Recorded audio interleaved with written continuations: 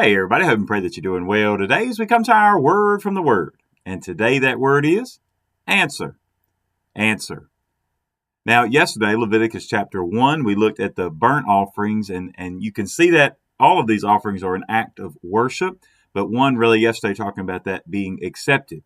Now, as the burnt offering was completely burned up on the altar, the only thing that was not was the skin that the priest kept.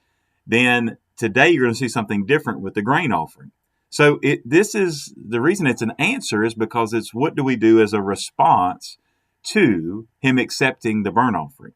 So him accepting the burnt offering is basically a covering for our sin. That gives us the forgiveness of sins. So then you have, well, what do we do in response? So part of that response is to give to him something of our own, something that we worked for. Right? If you think about it, the animals that were accepted in the burnt offerings, those are God's work. That's his creation. Now, we know everything was created by God, but as you look to the grain offering and the things that have to be mixed together and made and baked, it is, in that sense, something of man's own hands, something that we have created and made to then give to the Lord. And then you will also see that not all of it is burned up for the Lord, but a portion is held back for the priests. And you'll see the most holy part associated with them. Now, it's interesting in that even as they are giving to the Lord, they are also supplying food for the priests. See, God always takes care of those who are serving him, those who are the closest to him and have the most responsibility out of the people there. The priests did. They had the most responsibility. Now, that doesn't mean that the others didn't have that they weren't responsible for their own sins and actions, but he had called these Aaron and his sons to another calling, to something that they specifically were to do. So let's look today and see what's involved in this answer of the grain offering. Leviticus chapter 2, and today we'll look at verses 8 through 10. You shall bring the grain offering that is made of these things to the Lord. And when it is presented to the priest, he shall bring it to the altar. Then the priest shall take from the grain offering a memorial portion and burn it on the altar. It is an offering made by fire, a sweet aroma to the Lord. And what is left of the grain offering shall be Aaron's and his sons. It is most holy of the offerings to the Lord made by fire. Now, we see here, and it gives before this, it gives several ways you could cook it and make it. And you read after this, it tells you the things to leave out of it, leave yeast out of it, which we see in the New Testament. Jesus talks about, beware of the leaven of the Pharisees. But there's something associated there with yeast. He also says not to have any honey in it. And that could be for a variety of reasons. Regardless, we will see throughout Leviticus, he's very detailed. There's a specific way and a specific way he wants it done. Now going back to this, is if this is given privately, be given by anybody, can be given publicly, a lot of times as kind of like a first fruits offering. And if you think about what the first fruits of your grain and the things that you have, if you're giving to the Lord of the first harvest, then you are expecting by faith that God will provide what's needed at the next harvest to sustain you. In other words, you say, well, hey, I've got enough for 3 months, but I'm giving him, 2 weeks of it or whatever. I'm just throwing numbers out. Let's just say I'm going to give him 2 weeks worth of food. Now, that means we're going to run out here in a little while, but I am by faith believing that God is going to provide on the back end, or he's going to take what I have left and stretch it and make it last.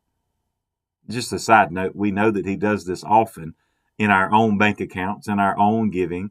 But we see, look, just the way that when you get to the end of the Israelites' 40 years in the wilderness, that it says, they had manna all this time, and even that their shoes did not wear out. God can make anything last if we are serving him by faith. But I think today, I guess the question would really be, what do we do as an answer to the fact that we have received the forgiveness of sins? Right? I mean, we don't have to worry about all these particular sacrifices like the Israelites. We have Christ, who was the great sacrifice, the one sacrifice that encompassed all of these things that you will see in Leviticus. So how is it that we respond to him? All too often, I believe we take the forgiveness of sins and we're happy to have them, but our answer to him is not an answer of selflessness. A lot of times our answers to him are selfishness, right? Or we have things about God, what you can do for me. You know, God, what can you do for me today? What can you do for me this week, this month, this year? And a lot of times our prayer lives with him are more like, you know, a list we send to Santa Claus, or we have this great like grandfather figure that, you know, just gives us everything we want. That's not who God is. So what is our answer? What is our response to him?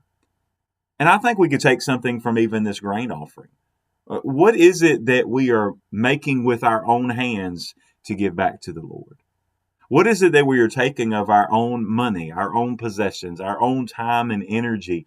How much of that are we setting aside and setting apart just for serving the Lord, just for worshiping the Lord, just for giving to the Lord, just so that even as we give back, that even the priests, the preachers, the leaders in our churches can function even better, right? What are we doing to give back to the Lord in that manner?